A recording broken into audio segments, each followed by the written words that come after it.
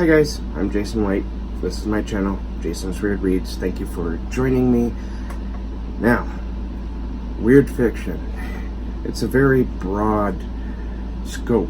It's hard to define. And I'm not going to define it in this video. I've been wanting to do kind of a series on weird fiction because I love weird fiction so much. But let's just say it's very broad in terms of genre. It's called its own genre because, as the saying goes, you know it when you read it. And if you don't know what weird fiction is, then pay attention. So I'm going to give you 5 recommendations to start your journey on reading weird fiction.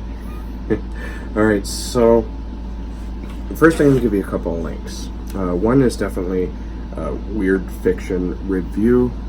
This is a site that is sort of like the brainchild of Anne and Jeff VanderMeer, who's going to be brought up again. I'm going to put some links down there in the show notes, where Weird Fiction Review, they have the introduction to The Weird, edited by Anne and Jeff VanderMeer. And I'm also going to give you a link to, so you want to read weird fiction, here's where to start, and that's by Penguin Random House. So definitely go check these out. These are really great insights into weird fiction, but in all honesty, looking through, I would definitely start with The Weird, an introduction, because this goes right into the history of it, and there's some obscure things in there, and you can find those obscure things that they mention within that anthology. So you know what, I'm gonna start with that. The Weird, edited by Jeff and Anne VanderMeer. This is a compendium of strange and dark stories. There's a lot of fiction in here. There's over 100, I think. And there's a foreword by Michael Moorcock. Actually, they call it the Weird. And the introduction that I mentioned, you can read that online. And if anything in that sounds interesting to you, those stories that they mention are in this anthology. Definitely recommend picking this up. This is a great place. It's going to take you a long time to read all this, but it's a great place to start. Even if you just pick a story here and there. There's a lot of stuff in here and a lot of history of the weird fiction. I'm also going to go with The Willows by Algernon Blackwood. This is one of Algernon Blackwood's best stories. I've read some of his other ghost stories, and nothing really compares to this, unless you're going to talk about the Wendigo. That story is also really awesome, but I went with The Willows because it sort of encapsulates what weird fiction is. Weird fiction is often very dense writing, very sort of like beautiful prose, poetic prose, without being too purple, although it can get purple. It depends on the writer and their skill. If it's very skilled writing, it's not usually too purple. And by purple, I mean you can tell that the writer was either writing the story or editing it with a thesaurus. It's a weird word, thesaurus. And whereas a poetic writer, they'll have the same words in there, but it doesn't feel like they were writing with the thesaurus. It was like, it just comes naturally in the writer's prose. And that's also very hard to find. It's very subjective rather than objective, I think, at least sometimes. So The Willows has that density that I want to nail down and sort of explain to you that's you're gonna find this in pretty much all these stories, is a dense reading experience that where you kind of have to pay attention, especially to, well, maybe not to pick up the weird things, because The Willows starts with like I think it's a canoe ride down a river where two friends are they're sort of like going on a long hike.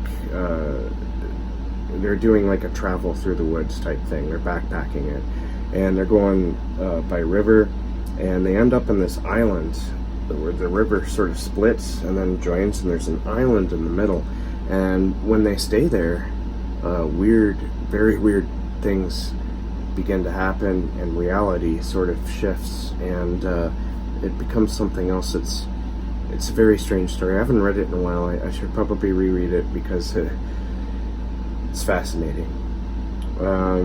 Also, the Dunwich Horror by H.P. Lovecraft. I'm going to recommend that because, well, it's H.P. Lovecraft. He is the king. He didn't start cosmic horror.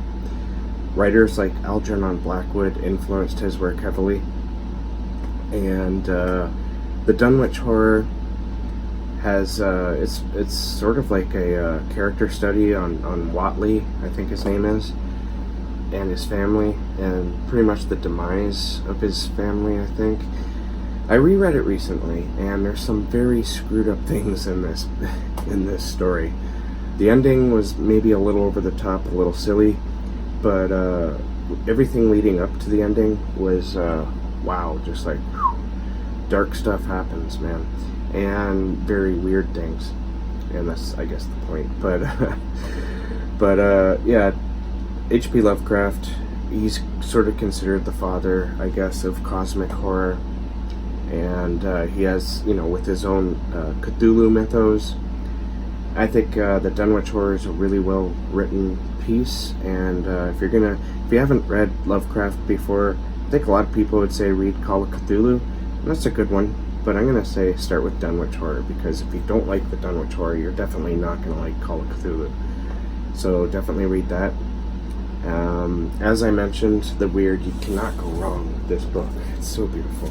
It's so huge. The print isn't terrible, but it's like, yeah. Okay, moving on. Some more modern things. I'm gonna go with The Best of Caitlin R. Kiernan. That was released recently, and I have yet to read it. I think there's a lot of stories in there that I haven't read, so it's kind of weird recommending a book I haven't read. But it's a collection of her short fiction, and if Caitlin R. Kiernan excels in everything she does. She's just a fantastic writer.